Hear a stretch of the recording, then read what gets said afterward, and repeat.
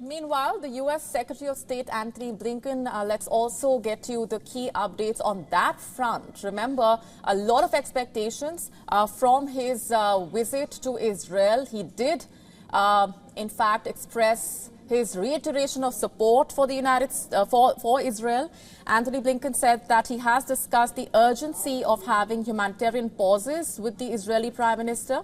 And Blinken said, while there is a need to avoid escalation, Israel should also be equipped to respond to proxy wars. After his meeting with Netanyahu, Blinken said that Israel is committed to providing aid to Gaza, but that Israel and allies are also considering all practical steps to tackle the situation. Our Deputy Special Representative for Hostage Affairs, Steve Gillen, who came with me on my first visit a couple of weeks ago, has remained here on the ground to help bring our people home and also to work with their families.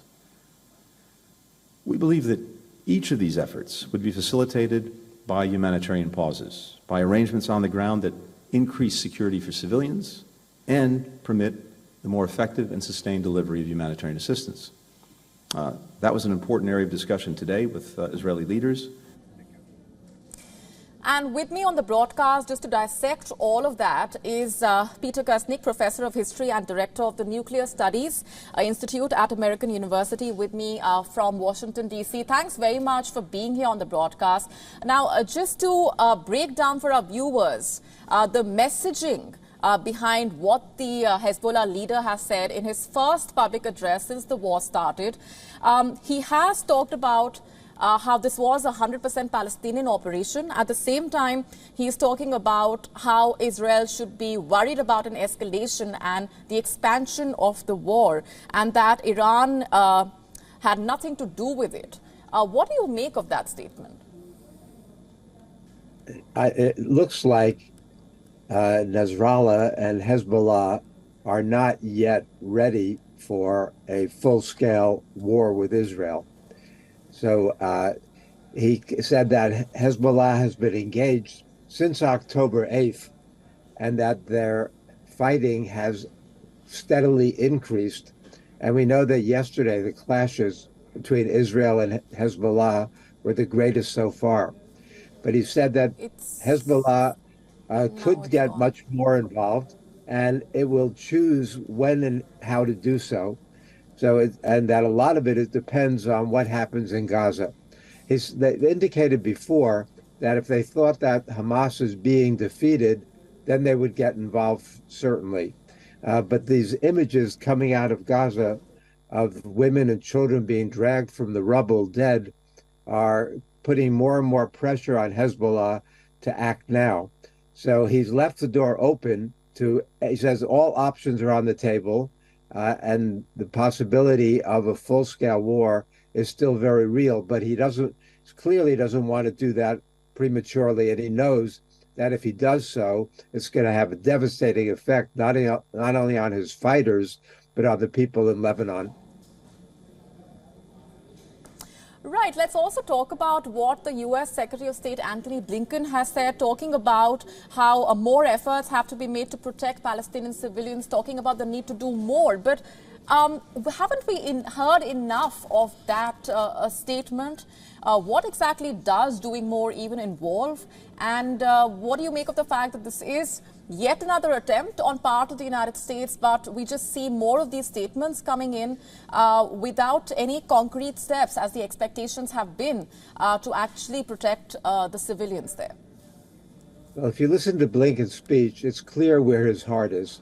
He began by talking about more horrific images that he was shown of Israeli victims on October 7th from the Hamas attack. It looks like every time he meets with Netanyahu and other Israelis, they show him these images, and he finds it heart-wrenching. He said that when he sees the children being pulled out of the rubble in Gaza, he says that makes him think of his own children. But clearly the emotional connection to that isn't there, the way it is with the Israelis when it comes to Blinken. The world is seeing this, and he realizes that, and he said that also, that the battle of images now is being won by Hamas. not being won by Israel. And he was asked, and he agreed that the memory of what happened on October 7th, when the world was horrified by what Hamas did, that is fading and being replaced by these images coming out of Gaza. So for Israel's position in the world and its desire to have allies and have sympathy, is much more, but behooves Israel to change the images. And the only way they can do that is by pausing the bombing and letting more humanitarian aid get in there. Hamas is closely integrated with Gazan society. And so if they're going to try to kill the Hamas leaders by bombing, they're going to have enormous numbers of civilian casualties. And that is certainly isolating Israel internationally and creating this sense of horror about what the Israelis are doing. So Israel is in a tough position. Right. Because they want to get rid of the Hamas leaders, but the only way so far they've figured out how to do that is with this bombing campaign. And those same images that came out of Ukraine of Russia destroying Ukrainian infrastructure and killing civilians there is coming out now of Gaza far more egregiously than what we saw coming out of Ukraine. So it looks like the United States has a real double standard. On the one hand, where the U.S. is financing and supporting the Israeli government in this brutal campaign in Gaza. On the other hand, it's condemning Russia in Ukraine.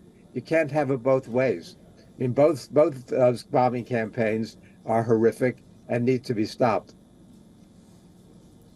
Right, we're leaving it there for the moment. Clearly, a lot of those questions still remain, which were dominating headlines before Antony Blinken's visit as well. Thanks very much for now. Thank you.